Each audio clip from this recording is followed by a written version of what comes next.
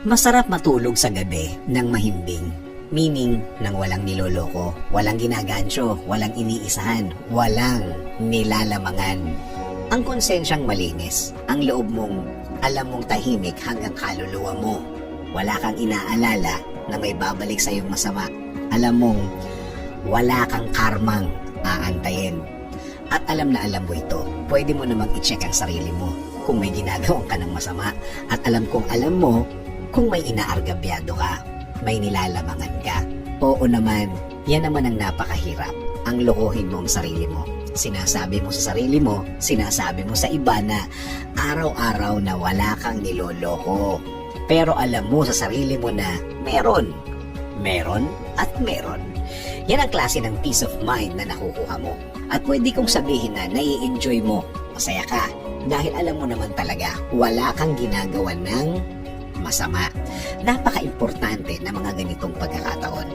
Dito mo napapanatili ang sanity o yung pagkatino ng iyong isip o yung buo mong pagkatao. Dapat may mga pag-check tayong ganito sa bawat araw. Mahalaga ang mga moments na ito. Dito mo rin mas nakikilala ang sarili mo. Dito mo malalaman ng malaliman ang sarili mo. Oo naman, masarap naman talaga ang matulog ng ganyan. Yung may kapayapaan sa isip at sa puso. Napakasarap ng tulog talaga kapag ganyan ang kalagayan mo.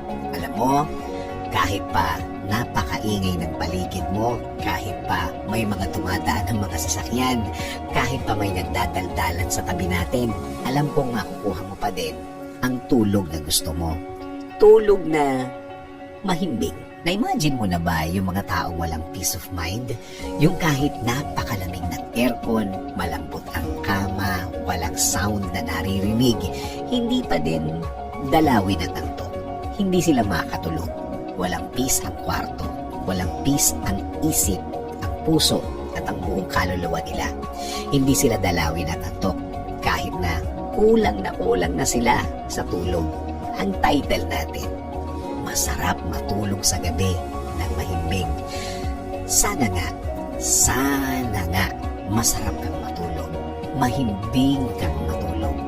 Kahit pag-gaano kakayaman, kahit ang pera mo ay hindi mo maubos-ubos, hindi mo kayang bilhin ang masarap na tulog.